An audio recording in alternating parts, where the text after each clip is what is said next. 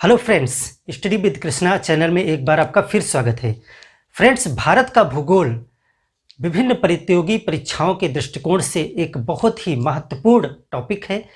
तो आज से हम भारत का भूगोल स्टार्ट करेंगे और भारत की स्थिति एवं विस्तार के संबंध में जितना भी क्वेश्चंस बनते हैं, जो भी टॉपिक बनते हैं, उन सब पे डिस्कस करेंगे। भारत का अगर हम विस्तार की बात कर रहे हैं, स्थिति की बात कर रहे हैं, ग्लोब पे इसकी पोजीशन और इसका क्या विस्तार है, उसको समझने के लिए हम ग्लोब को भी समझेंगे। भारत का एक रफ डायग्राम अगर हम बना लें जिससे हमें इसको समझने में आसानी रहेगी, तो इस तरह से ये पश्चिमोत्तर के प्रांत हैं, सिक्किम है, ये नेपाल का हिस्सा है और यहाँ राजस्थान से होते हुए और इस तरह से ये जो है लद्दाख, इस तरह से भारत का मैप कुछ आप इस तरह से देखते हैं। और यहाँ पर आप देखते हैं भारत का सबसे निकटतम समुद्री पड़ोसी देश जो है श्रीलंका को आप देखते हैं। भारत का मैप इस तरह से एक रफ डायग्राम आपको बनाना जरूर आना चाहिए, भारत का भूगोल समझने में आपको बहुत आसानी रहेगी। और मैं चाहता हूँ फ्रेंड्स कि आप शुरू से इसके नोट्स तैयार करें। इस तरह से एक रजिस्टर आप बना लीजिए, व्हाइट पेपर रजिस्टर जो बिल्कुल प्लेन पेपर का होता है, इस तरह से बिल्कुल सादा, एक मार्केट में आपको मिल जाएगा। इस तरह का एक रजिस्टर बना लें जिस पे आप डेली जो जितना इसका सिलेबस मैं पढ़ाऊंगा उसका आप एक नोट्स तैयार करते रहेंगे। हमारी कोशिश होगी कि हम जो भूगोल का यहाँ पर क्लासेस करेंगे उनको फैक्ट बेस और कॉन्सेप्ट बेस दोनों चीज़ें लेकर चलेंगे। लेकिन शुरुआत में अभी हम जो शुरुआत की क्लासेस होंगी वो हम पूरे भारत को एक मैप के माध्यम से समझने की कोशिश करेंगे, सीखेंगे। उसके बाद हम इसके जो विभिन्न कॉन्सेप्ट के आयाम हैं उन पे चर्चा करेंगे। तो मैप को समझने के पहले भारत की स्थिति को समझना जरूरी है। अगर स्थिति हम बात करते हैं तो हम स्थिति से तात्पर्य है कि ग्लोब पर भारत की क्या पोजीशन है। ये पृथ्वी है, अर्थ है, ग्लोब है, आप कुछ भी कह लीजिए। अर्थ है तो अर्थ पे किसी भी देश या किसी भी स्थान को अगर हमें समझना होता है तो अक्षांश एवं देशांतर की बात की जाती है। अक्षांश और देशांतर, भारत को बिल्कुल कर्क रेखा पर स्थित एक देश माना गया है। तो सबसे पहले हमें पृथ्वी को बिल्कुल बराबर से दो भागों में जो बांटने वाला वृत्त है वो कहलाता है विषुवत वृत्त। ये 0 डिग्री है, इसको विषुवत वृत्त कहा जाता है। कॉन्सेप्ट को समझ के चलेंगे। विषुवत वृत्त या विषुवत रेखा भी आप इसे कह सकते हैं। वृत्त की संज्ञा अक्षांश को इसलिए दी जाती है क्योंकि ये पूरा पृथ्वी को चारों तरफ से घेरे हुए होते हैं। विषुवत नाम इसलिए दिया गया क्योंकि ये विषुव है। यहाँ पर जब सूर्य होता है तो दोनों गोलार्धों में दिन और रात बराबर होते हैं, इसीलिए इसे विषुवत वृत्त भी कहा जाता है। इसे भूमध्य रेखा भी कहते हैं। भूमध्य रेखा क्योंकि ये भूमि को मध्य से विभाजित कर रही है और इंग्लिश में इसे इक्वेटर कहा जाता है। इक्वेटर, तो इक्वेटर जो है वो पृथ्वी को 2 आधे गोलों में विभाजित कर देता है। ऊपर का जो आधा गोला है उसको कहते हैं उत्तरी गोलार्ध। उत्तरी गोलार्ध अर्थात नदर्न हेमिस्फीयर, और जो नीचे का आधा गोला है उसे दक्षिणी गोलार्ध कहा जाता है। ये सभी प्रश्न आपके बन सकते हैं एग्जाम में। भारत की स्थिति को समझने से पहले ग्लोब पर स्थिति को निर्धारण करने वाली चीज़ों को बेहतर तरीके से अगर एक बार आपने समझ लिया तो आगे आपको किसी भी प्रकार की दिक्कत नहीं होगी। तो उत्तरी गोलार्ध और दक्षिणी गोलार्ध 2 भागों में भूमध्य रेखा ने पृथ्वी को विभाजित कर दिया। इसके बाद इस भूमध्य रेखा से उत्तरी ध्रुव, यहाँ पे उत्तरी ध्रुव है, नॉर्थ पोल, उत्तरी ध्रुव और दक्षिणी ध्रुव, विषुवत रेखा से उत्तरी ध्रुव तक 90 अंश का कोण बनता है और हर एक डिग्री पर 90 अंश है तो हर एक अंश पर एक लाइन खींची गई है, एक वृत्त बनाया गया है। ध्यान रखिएगा ये सभी अक्षांश कहलाते हैं। इनको क्या कहा जाता है? ये अक्षांश हैं। जो भी आप लेटी लेटी रेखाएं देखते हैं वो हैं अक्षांश, लेटीट्यूड, लेटीट्यूड।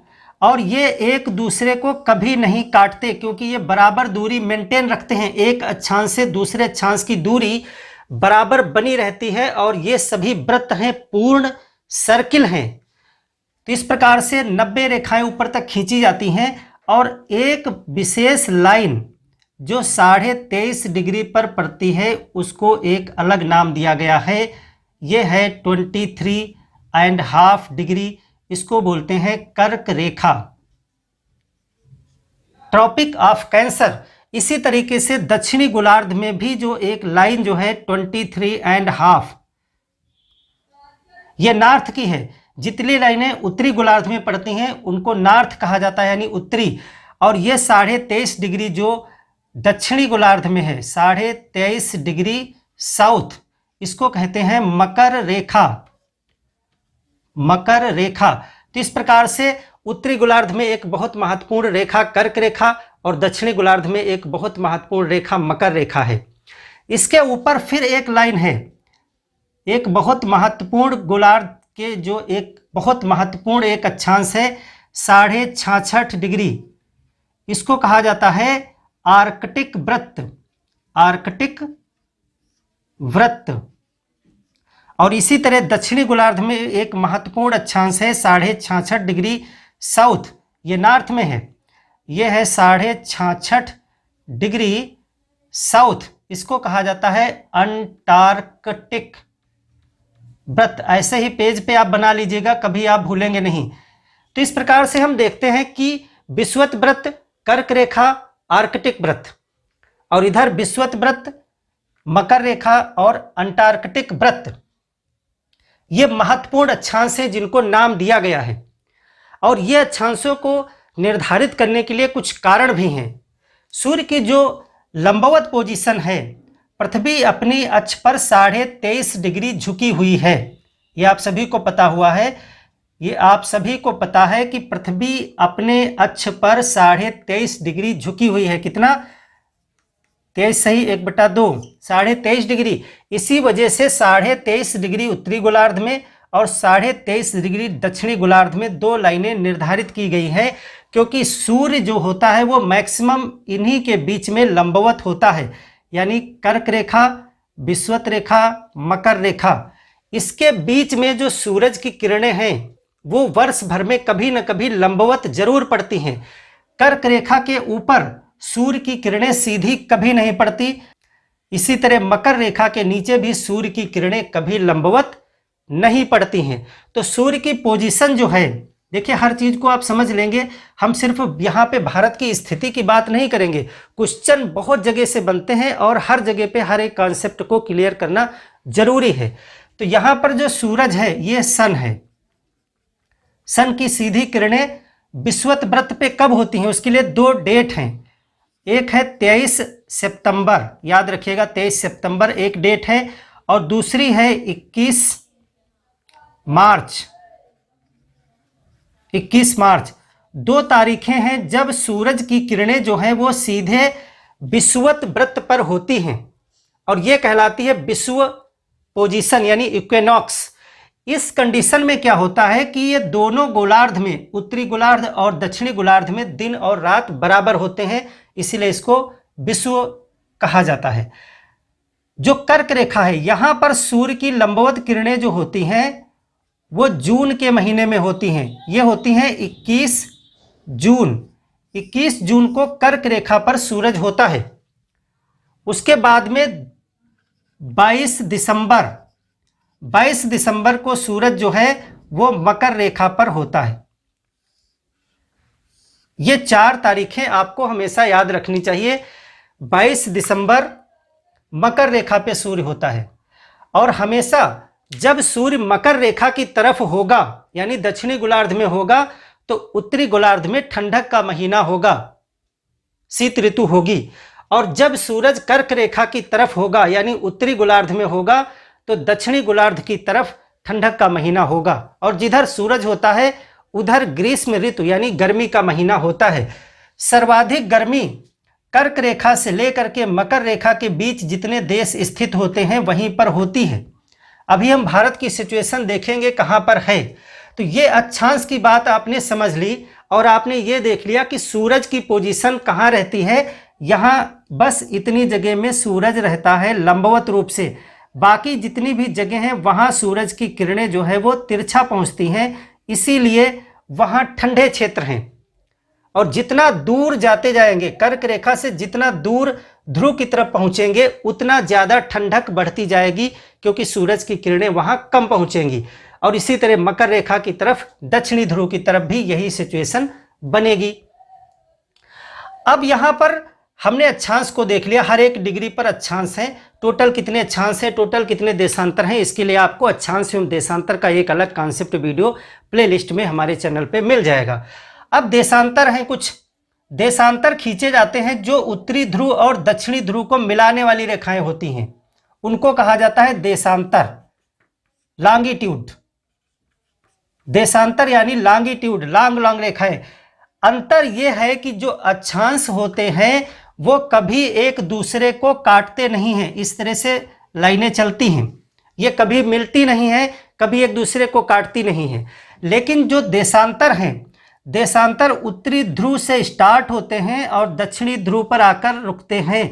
ये पूर्ण वृत्त नहीं है, ये सिर्फ आधी लाइनें हैं, आधे वृत्त हैं जो उत्तरी ध्रुव बिंदु से शुरू होते हैं और दक्षिणी ध्रुव बिंदु पर आके रुकते हैं।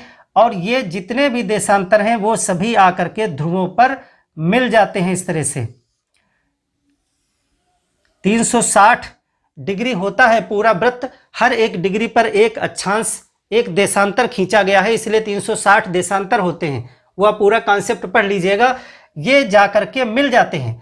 तो इसमें एक चीज यहां पर निकल के आई जो मैं समझाना चाह रहा हूं कि आप देखेंगे कि विषुवत वृत्त के पास यानी भूमध्य रेखा के पास जब देशांतर पहुंचते हैं तो इनके बीच की दूरी जो होती है वो सर्वाधिक होती है। विषुवत वृत्त के पास में देशांतरों के बीच की दूरी सर्वाधिक है, और जैसे जैसे ये ध्रुव की तरफ बढ़ते हैं इनके बीच की दूरी कम पड़ती रहती है और ध्रुव पे जाकर के ये एक में मिल जाते हैं, यानी दूरी शून्य हो जाती है। इसका फर्क पड़ता है, इसका टाइम पे फर्क पड़ता है, इसका देशांतरी विस्तार में फर्क पड़ता है। इन चीज़ों को समझेंगे हम आगे भी।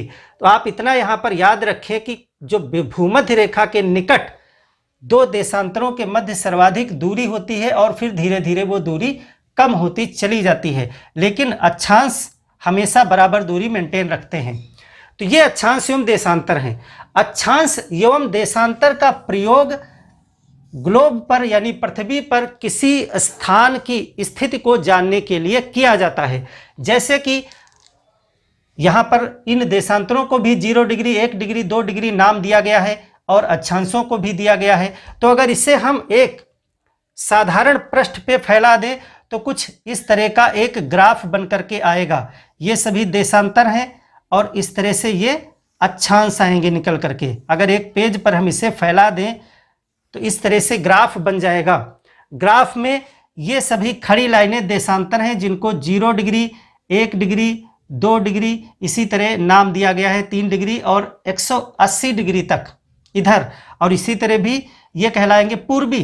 और जब पश्चिम की तरफ चलेंगे, दिशा क्या है, ये पूरब है, ये पश्चिम है, ये उत्तर है और ये दक्षिण है। तो जो 0 डिग्री होता है उसके पूरब की तरफ से भी पूर्वी हैं और इधर 1, 2, 3 करके 180 डिग्री पश्चिम तक नाम दिए गए हैं। जो अक्षांश हैं इनको भी 0 डिग्री भूमध्य रेखा, उसके बाद इधर मकर रेखा एक आपने देखा था, एक कर्क रेखा, और इसी तरह 1-1 डिग्री पर नाम देते हुए 90 डिग्री तक, और इधर भी 90 डिग्री तक नाम दिए गए हैं। तो हर एक लाइन का एक नाम हो गया जो एक डिग्री को प्रदर्शित करता है, कोणीय दूरी को प्रदर्शित करता है। अब अगर किसी स्थान पे हम कहें कि यहाँ पर पृथ्वी पर कोई बिंदु है तो वो कहाँ पर स्थित है, तो आप देखिए ये 0 डिग्री यानी भूमध्य रेखा और इधर से 2 डिग्री देशांतर। तो आप कह सकते हैं कि यह देश, यह स्थान जो है वो 2 डिग्री देशांतर और 0 डिग्री अक्षांश पर स्थित है। यानी आप आराम से इसे लोकेट कर सकते हैं, ढूंढ सकते हैं, क्योंकि ये ग्राफ बन गया। 2 डिग्री देशांतर पे चले जाइए और जहाँ पर 0 डिग्री अक्षांश आकर के उसे काटेगा वहीं पर यह देश स्थित है। तो इस तरह से पृथ्वी पर किसी एक स्थान की लोकेशन निर्धारित की जाती है। अब हम भारत की स्थिति की बात कर रहे हैं तो भारत एक बिंदु तो है नहीं जो किसी सिर्फ एक अक्षांश और एक देशांतर पर स्थित होगा। भारत तो एक बड़ी जगह में स्थिर देश होगा। इस तरह से एक बड़ी जगह में स्थिर देश होगा।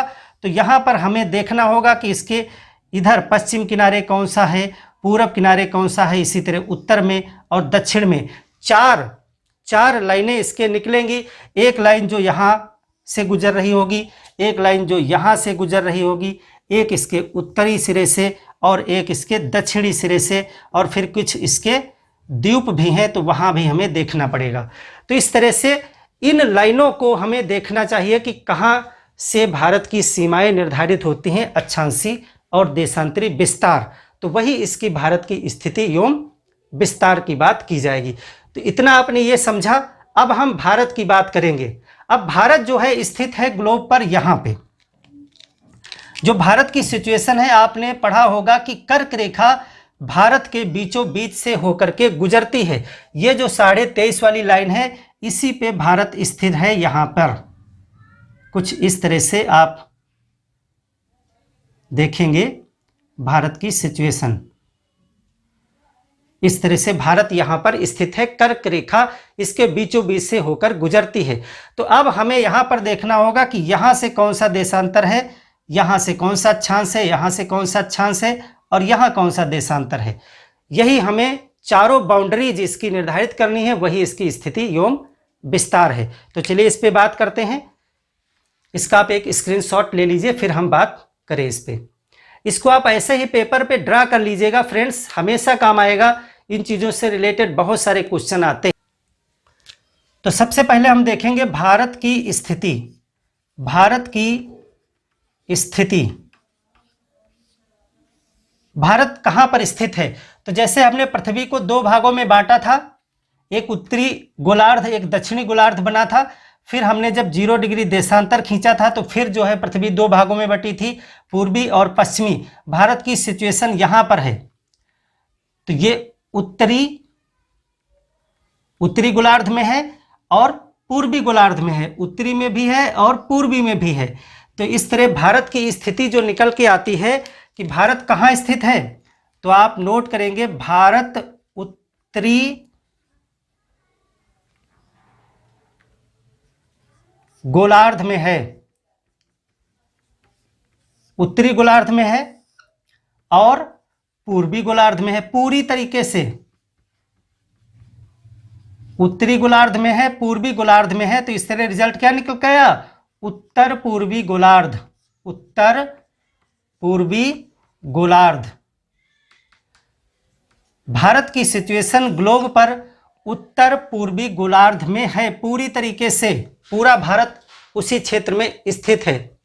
इसीलिए भारत से जितनी भी अक्षांश एवं देशांतर रेखाएं गुजरेंगी उनमें उत्तर और पूर्व भी होगा। यानी अगर अब हम बात करें कि इसका अक्षांशी और देशांतरी विस्तार क्या है, भारत का अक्षांशी और देशांतरी विस्तार, अक्षांशी एवं देशांतरी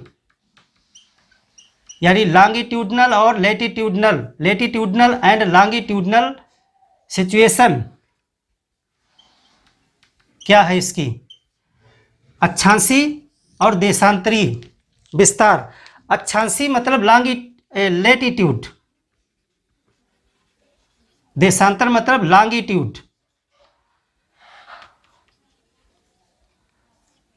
ये आपको बताने हैं। तो देखिए दो अक्षांश पढ़ेंगे। अक्षांश मतलब ये वाली लाइन है, ये वाली। तो दक्षिण में कौन सी लाइन है और उत्तर में कौन सी लाइन पड़ती है? तो सबसे पहले हम अक्षांश देख लें, कहां से कहां तक है भारत। अक्षांश, तो जब भारत की हम बात करते हैं तो यहां पर जो सबसे दक्षिण में, मुख्य भूमि की बात करेंगे, द्वीप की हम अलग बात करेंगे। तो जो भारत के सबसे दक्षिणतम पॉइंट है वहां से जो अक्षांश गुजरता है, ये अक्षांश है 8 डिग्री 4 मिनट। 8 degree 4 minute. यहाँ 8 डिग्री और 4 मिनट को समझिए। 8 डिग्री 4 मिनट का मतलब है कि 8 बिल्कुल 8 डिग्री वाली लाइन नहीं, उसके आगे 0.4 मान के चलिए, यानी 8 डिग्री और 9 डिग्री के बीच की एक लाइन है ये। 8 डिग्री 4 मिनट ये जो है भारत की मुख्य बिंदु का जो दक्षिणी पॉइंट है वहाँ से गुजरती है और ये स्थान कन्याकुमारी में है। कन्याकुमारी कन्याकुमारी, और जो इसका मुख्य रूप से स्थान है वो है केप कमोरिन। केप कमोरिन या कुमारी अंतरीप भी इसको कहा जाता है। सभी नाम आप नोट कर लें, कुमारी अंतरीप। और यहां पर आप ध्यान दें, ब्रैकेट में आप लिख लें मुख्य भूमि। मुख्य भूमि कई प्रकार से क्वेश्चन आएगा। देखिए, भारत में दक्षिणी बिंदु दो हैं। एक तो यहां पर एक दक्षिणी बिंदु आप कह सकते हैं जो भारत का मेन लैंड है, और भारत के यहां आप बंगाल की खाड़ी में आप देखते हैं कि अंडमान निकोबार द्वीप समूह है। तो यहां पर ये जो है और ज्यादा नीचे तक हैं, तो एक पॉइंट यहां भी बनेगा। तो दो क्वेश्चन बन जाते हैं। एक तो आपसे अगर पूछा जाए भारत का दक्षिणतम बिंदु, वहां पर मुख्य भूमि की बात न की जाए, तो इसका मतलब है वो इस बिंदु के विषय में बात करेगा, यानी भारत की जो सबसे आखिरी दक्षिणतम सीमा कहां तक है। लेकिन अगर क्वेश्चन में वो लगा देता है कि भारत की मुख्य भूमि का दक्षिण बिंदु कहां है, तो वह 8 डिग्री 4 मिनट पे है। यानी इस अक्षांश का नाम है ये अक्षांश का नाम है 8 डिग्री 4 मिनट। और ये कहाँ, कन्याकुमारी यानी तमिलनाडु के केप कमोरिन यानी कुमारी अंतरीप से गुजरता है, जो मुख्य भूमि की बात कर रहे हैं हम। तो यहाँ पे अक्षांश क्या हो गया, 8 डिग्री 4 मिनट। ये मुख्य भूमि का है, मुख्य भूमि। अब जो दूसरा दक्षिणतम बिंदु है यहां पर, वो है 6 degree 4-5 minute 45 minute 6 degree 45 minute. ये जो है कहलाता है इंदिरा पॉइंट। इसका नाम है इंदिरा पॉइंट। ये अक्षांश है,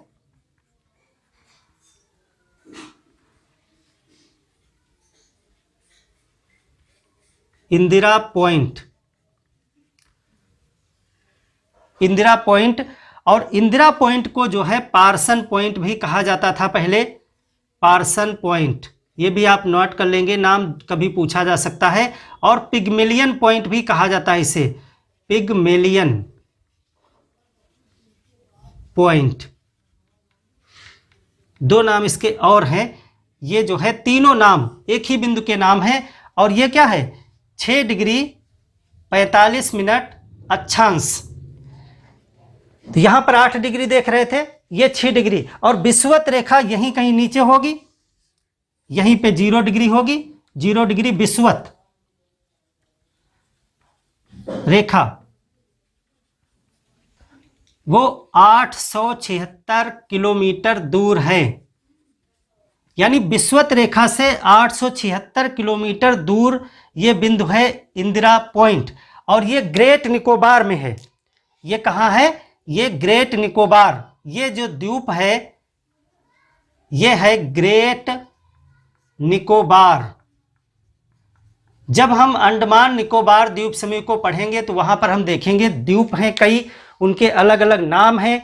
तो जो सबसे दक्षिणतम द्वीप है वो ग्रेट निकोबार द्वीप है, और उसी पर ये इंदिरा पॉइंट स्थित है। और इसके विषय में एक चीज़ और नोट कर लेंगे कि ये 2004 में जो है सुनामी में डूब गया था।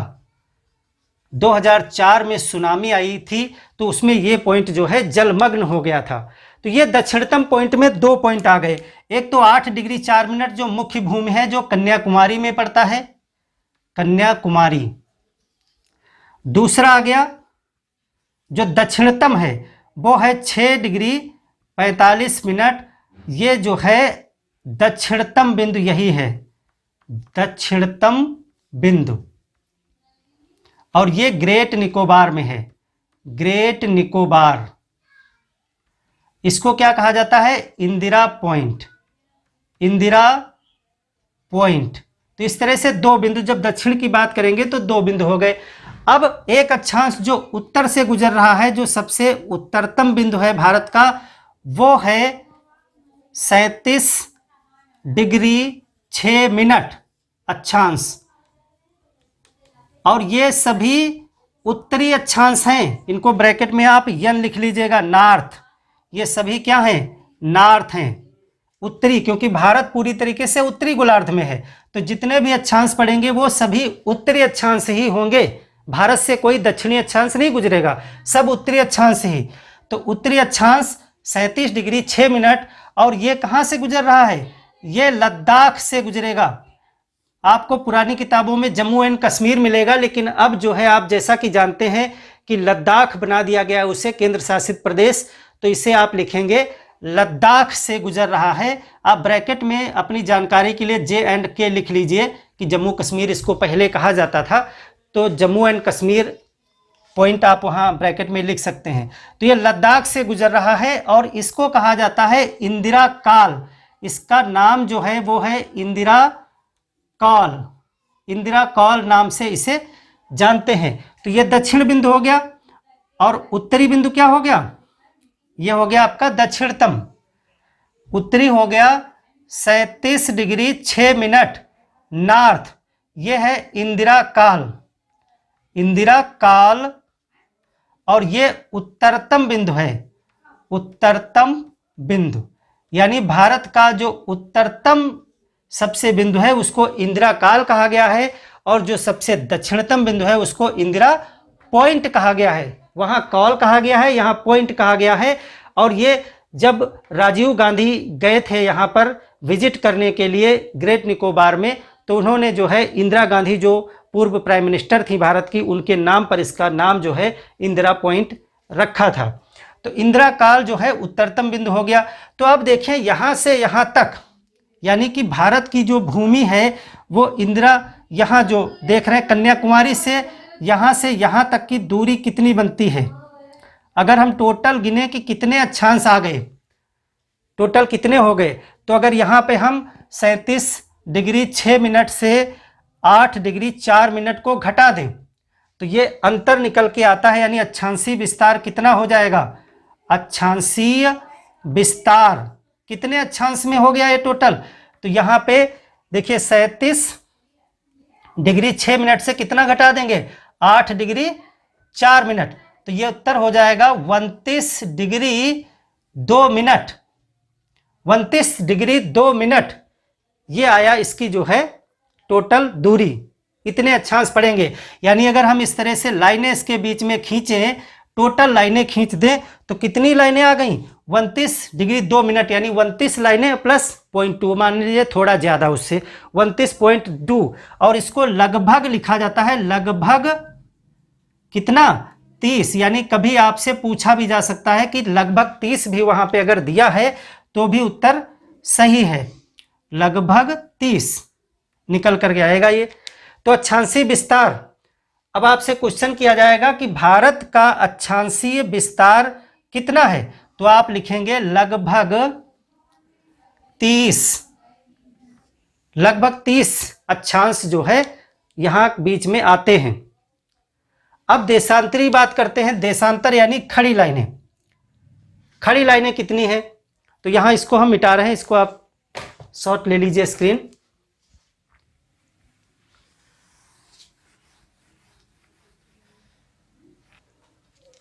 तो एक परिणाम हमारा निकल के आ गया,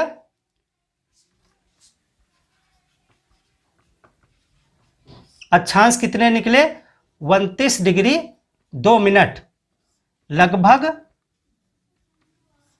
30 अक्षांश हैं, ये हमने परिणाम निकाल लिया। अब हम देशांतर की बात करें, कितने देशांतर हैं, कहां से कहां तक भारत का देशांतरी विस्तार है उसकी बात करेंगे।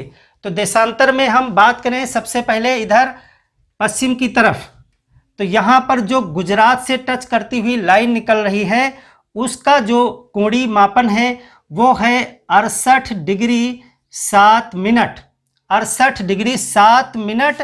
और ये पूर्वी देशांतर है, ईस्ट लिखेंगे ब्रैकेट में, और ये क्या है, देशांतर है। खड़ी लाइनें देशांतर होती हैं, तो ये पूर्वी देशांतर है, क्योंकि यहाँ ग्लोब में हम देखें भारत की पोजीशन क्या है, पूरब की तरफ है। ये 0 डिग्री वाली लाइन है खड़ी वाली, इसके सभी पूरी तरीके से स्थिर है, और इधर वाली जो लाइनें होती हैं वो दक्षिण, ये पश्चिम वाली लाइनें कहलाती हैं पश्चिमी देशांतर। तो 68 डिग्री 7 मिनट पूर्वी देशांतर पर यह पड़ता है इसका पश्चिमी किनारा। तो भारत के पश्चिमी छोर पर जो लाइन गुजर रही है वह है 68 डिग्री 7 मिनट पूर्वी देशांतर। तो ये क्या हो गया, 68 डिग्री 7 मिनट पूर्वी देशांतर। पूर्वी देशांतर ये कहाँ है, गुजरात, ये स्थान कौन सा प्रदेश है? ये है गुजरात। और गुजरात का जो स्थान है जहां से लाइन गुजर रही है वो है गौरमोता।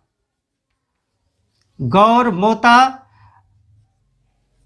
या सर क्रीक।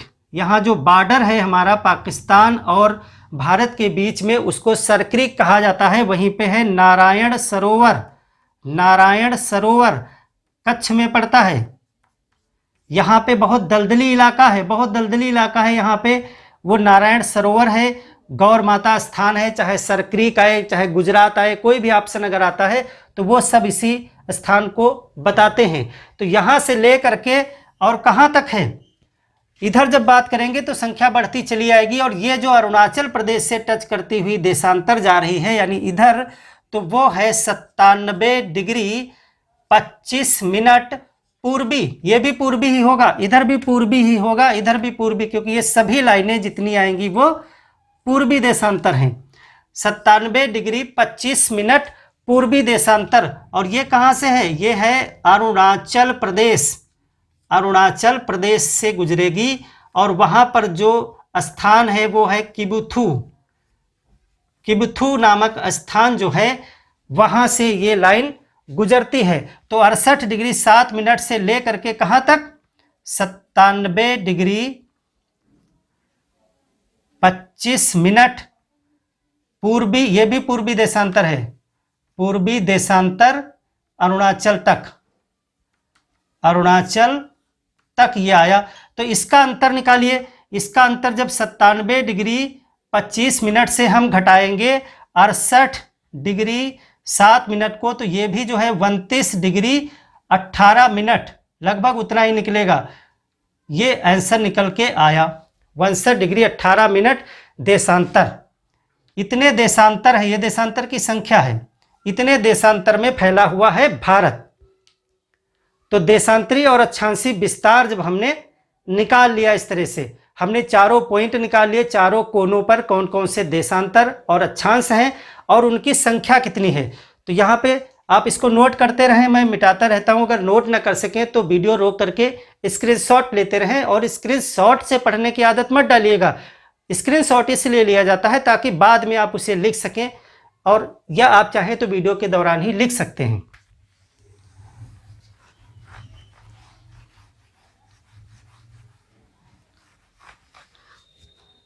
तो एक रिजल्ट हमने ये निकाला कि लगभग 30 अक्षांश निकले थे। और जो दूसरे देशांतर हम निकालें तो देशांतर कितने निकले हैं? 29 डिग्री 18 मिनट। ये भी कितना हुआ? ये भी लगभग कितना हो गया? ये भी लगभग 30 ही तो हो गया।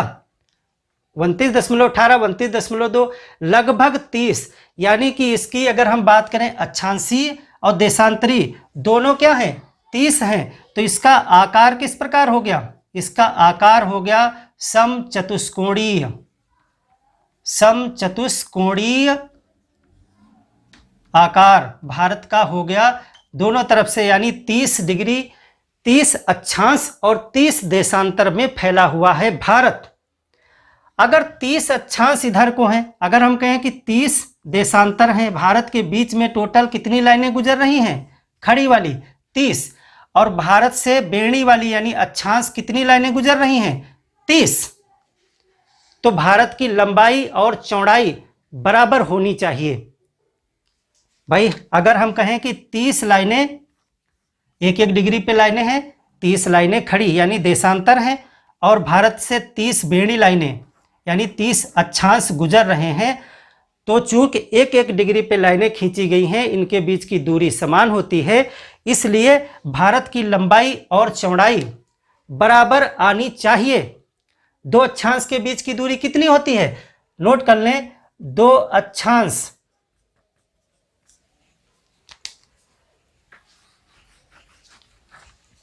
यहां पे आप लिखें, ये तो पूछा भी जाता है। 2 अक्षांश, 2 अक्षांश के मध्य दूरी वो होती है लगभग 111 किलोमीटर। 111 किलोमीटर होती है। 2 अक्षांशों के मध्य की दूरी 111 किलोमीटर। और दो देशांतर के मध्य दूरी कितनी होती है? दो देशांतर के मध्य दूरी वो भी लगभग 111 ही होती है, लगभग 111 किमी वो भी होती है। लेकिन यहां नोट करेंगे, लेकिन क्या है इसमें? लेकिन यह है कि देशांतरों के मध्य दूरी हर जगह बराबर नहीं होती है, लेकिन देशांतरों के मध्य दूरी विषुवत रेखा पर सर्वाधिक होती है, विषुवत रेखा पर सर्वाधिक, एवं ध्रुव की तरफ जाने पर कम होती जाती है। ध्रुव की तरफ जाने पर कम हो जाती है, जाने पर घटती है। इतना आप नोट कर लें। यानी कि अगर हम यहाँ पे समझें कि ये पृथ्वी है, तो जो अक्षांश हैं, अक्षांश के मध्य दूरी हमेशा बराबर रहती है। तो चाहे आप विषुवत रेखा के पास में नापें और चाहे आप ध्रुव की तरफ चले जाएं, तो दो अक्षांश के मध्य की जो दूरी है वो यहाँ पर भी 111 किलोमीटर निकलेगी, यहाँ भी 111 किलोमीटर निकलेगी, और कश्मीर में जाके नापेंगे तब भी 111 किलोमीटर ही निकलेगी। इसका मतलब है अगर 30 अक्षांश हैं तो 30 अक्षांश को 111 किलोमीटर से गुणा कर दीजिए, तो भारत की जो है उत्तर से दक्षिण लंबाई पता हो जाएगी। अब हम बात करें कि जो देशांतर हैं, यानी इस तरह से जो लाइनें हैं, इनके बीच की दूरी कितनी है? तो इनके बीच की दूरी भी 111 किलोमीटर है, लेकिन हर जगह पर नहीं है। ये होती इस तरह से लाइनें। देखिए एक बार समझ लेंगे, फैक्ट कभी भूलेगा नहीं। इस तरह से लाइनें होती हैं, ये इस तरह से। तो यहाँ पर विषुवत रेखा के पास में आप क्या देख रहे हैं? विषुवत रेखा के पास में इसके बीच की दूरी ज़्यादा है, यहाँ पर 111 मान लीजिए है। तो जैसे जैसे आप ऊपर बढ़ते जाएंगे, यहाँ कर्क रेखा के पास आएंगे तो दूरी कम हो जाएगी। फिर जब जितना और उत्तर बढ़ेंगे तो इसके बीच की दूरी कम होती चली जाएगी, और एट लास्ट ये ध्रुव पर जाकर के बिल्कुल शून्य हो जाएगी, यानी वहीं पे मिल जाएगी ये रेखा। तो देशांतरों के बीच की दूरी घटती रहती है। भारत की पोजीशन कहाँ पे है? भारत की पोजीशन है कर्क रेखा के पास, और विषुवत पर है 111 किलोमीटर। तो कर्क तक आते आते कम हो गई होगी कि ज़्यादा हो गई होगी? अपना लॉजिक आप लगाइए। विषुवत रेखा के पास में दो देशांतरों के मध्य की जो दूरी है वो ज़्यादा है, और जब वो कर्क रेखा के पास पहुंची होंगी तो वहां तक देशांतरों के बीच की दूरी थोड़ा कम हो गई होगी, इसलिए वहां पर अब 111 किलोमीटर नहीं रह गई होगी। तो इसका मतलब है कि 30 अक्षांश के बीच में जितनी दूरी निकलेगी, देशांतर के बीच की दूरी कम निकलेगी, क्योंकि देशांतरों के बीच की दूरी कम हो गई है। तो चलिए देखते हैं कि भारत कितने किलोमीटर लंबा और कितने किलोमीटर चौड़ा है, उसकी थोड़ी गणना की जाए।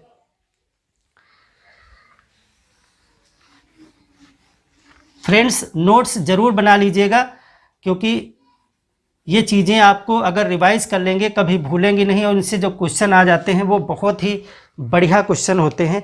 देखिए अब हम अक्षांशी यानी उत्तर से दक्षिण, उत्तर से दक्षिण लंबाई कितनी निकलेगी? लंबाई तो अगर हम ये कितनी है 29 डिग्री 2 मिनट, इतने अक्षांश हैं, इसको 111 से गुणा करेंगे तो ये जो निकल के आता है, अगर 30 को हम मोटा मोटा 30 को गुणा कर लें, 30 गुणे 111, तो ये कितना निकल के आ जाता है? 3330, 3330 निकल के आ जाता है। लेकिन ये पूरा पूरा 30 है नहीं, तो ये निकलता है 3214 किलोमीटर। 3214 किलोमीटर ये उत्तर से दक्षिण लंबाई निकल करके आती है भारत की। यहां से यहां ये कितनी निकली? 3214 किलोमीटर। अब जो यहां से यहां तक निकाली जाएगी, यानी दक्षिण पश्चिम से पूरब, पश्चिम से पूरब निकाली जाएगी, तो वो निकलती है 2933, यानी उससे थोड़ा कम निकलेगी। और कम क्यों निकली वो भी हमने बता दिया। तो ये पूरब से पश्चिम कह लीजिए, पूरब से पश्चिम लंबाई, या चौड़ाई की बात करें आप, चाहे चौड़ाई कहें, तो ये हो गया, ये कितना है 29 डिग्री 18 मिनट। इसको भी गुणा करेंगे लगभग 111 से कम, 111 से कम हो गई होगी दूरी ना, तो ये निकल के आती है 2933 किलोमीटर, यानी वहाँ से कम है। तो अंतर कितना आ जाता है, 281 किलोमीटर का अंतर है। अंतर बराबर नहीं है, 281 किलोमीटर, घटा के देखिए 281 किलोमीटर कम है, 281 किलोमीटर का अंतर है। लेकिन यह कोई बहुत बड़ा अंतर नहीं है, बहुत मामूली अंतर है। इसीलिए कहा जाता है कि भारत की लंबाई और भारत की चौड़ाई लगभग बराबर है, 30-30 ही है, लगभग बराबर है। इसीलिए इसको सम चतुष्फलकी या सम चतुष्कोणीय देश कहा जाता है। तो ये हो गया। अब इसका जब क्षेत्रफल हम निकालेंगे कि ये टोटल एरिया भारत के पास जो है वो कितना है, तो भारत का क्षेत्रफल की बात करें, ये आप नोट कर लिए। यहाँ पे आपको कारण समझ में आ गया कि भारत की क्वेश्चन सीधे से आ सकता है लॉजिकल कि चूंकि भारत 30 अक्षांश और 30 देशांतर में स्थित है, फिर भी भारत की चौड़ाई या पूरब से पश्चिम लंबाई कम क्यों है, तो उसका कारण यह है कि भारत कर्क रेखा पर स्थित है और कर्क रेखा तक आते आते देशांतरों के मध्य की दूरी जो है वो कम हो जाती है। इसीलिए देशांतरी जो लंबाई है वो कम निकल के आती है। कितना, 281 किलोमीटर। चलिए क्षेत्रफल की बात करें कि भारत का क्षेत्रफल क्या है और विश्व में इसकी स्थिति क्या है, इस पे हम बात करेंगे। उसके बाद हम कर्क रेखा और जो समय रेखा है उसकी बात करेंगे। क्लास अगर आपको समझ में आ रही है तो कमेंट करके कृपया ज़रूर बताइएगा, ताकि और बेहतर सुधार किया जा सके। आप जिस तरीके से समझ सकते हैं उस तरीके का इस्तेमाल किया जाए। क्षेत्रफल की बात करें, देखिए सीधे क्षेत्रफल बहुत छोटे एग्जाम में पूछा जा सकता है। तो भारत का जो क्षेत्रफल है वो 32,87,263 स्क्वायर किलोमीटर वर्ग किमी, 32,87,263 वर्ग किलोमीटर इसका क्षेत्रफल है। और ये विश्व का 7th देश है क्षेत्रफल में। क्षेत्रफल के हिसाब से विश्व का 7वां सबसे बड़ा देश है। तो नंबर 1 पे कौन सा हो जाएगा, नंबर 1 पे जो है रूस, नंबर 1 पे रूस है क्षेत्रफल के दृष्टिकोण से। रूस की राजधानी क्या है, मॉस्को, रूस की राजधानी मॉस्को है। दूसरा देश कौन सा है, कनाडा, दूसरा देश कनाडा है, कनाडा की राजधानी ओट्टावा, मैच करने के लिए आपको दिया जाता है। तीसरा जो है देश है चीन, तीसरे नंबर पे चीन आता है, चीन की राजधानी क्या है, बीजिंग, बीजिंग। और चौथे पोजीशन पे कौन सा देश आता है, चौथे नंबर पे आता है अमेरिका या यूएसए, अमेरिका लिख लीजिए आप, USA, United States of America. और इसकी राजधानी क्या है, Washington DC, Washington DC, District of Columbia, DC का मतलब है डिस्ट्रिक्ट ऑफ कोलंबिया, क्योंकि वहां पर वाशिंगटन नाम के 2 स्थान हैं, इसीलिए इसको डीसी आगे लगा देते हैं। डिस्ट्रिक्ट ऑफ कोलंबिया का जो स्थान है वो। 5वें स्थान पे ब्राजील है, 5वें स्थान पे ब्राजील है, ब्राजील की राजधानी ब्राजीलिया, ब्रासीलिया जो कहते हैं उसे ब्राजीलिया, उसकी राजधानी है। और 6ठे पे है ऑस्ट्रेलिया। ये क्रम आपको बहुत बार पूछा गया और आपको मालूम भी होना चाहिए अपने देश की पोजीशन, उससे बड़े देश। ऑस्ट्रेलिया की राजधानी कैनबरा, कमेंट करके बताएं कैनबरा जो राजधानी है वो किस प्रदेश में स्थित है ऑस्ट्रेलिया के। और 7वें स्थान पे है भारत, और भारत की राजधानी है नई दिल्ली। भारत 7th पोजीशन रखता है विश्व का, क्षेत्रफल में 7वें स्थान पे है। और ये विश्व का 2.43% भूमि इसके पास है। अगर पूरे विश्व की भूमि की बात करें तो 2.43%, लगभग 2.4% जमीन भारत के पास है। और इतनी जमीन पर, यानी सिर्फ 2.5% जमीन है भारत के पास, और 17.5% से ज़्यादा जनसंख्या, यानी विश्व की जनसंख्या की बात करें तो उसका 17.5% भारत में रहता है। और विश्व की कितनी जनसंख्या रहती है? विश्व की 17.5% से ज़्यादा हो गई होगी। अब ज़्यादा जनसंख्या यहाँ निवास करती है। सोचिए भारत की स्थिति क्या है, कितना जनसंख्या घनत्व है कि हमारे पास ज़मीन टोटल की 2.5% है और जनसंख्या टोटल से 17.5% से अधिक भारत में निवास करती है। और जनसंख्या के हिसाब से भारत विश्व का कौन सा स्थान है?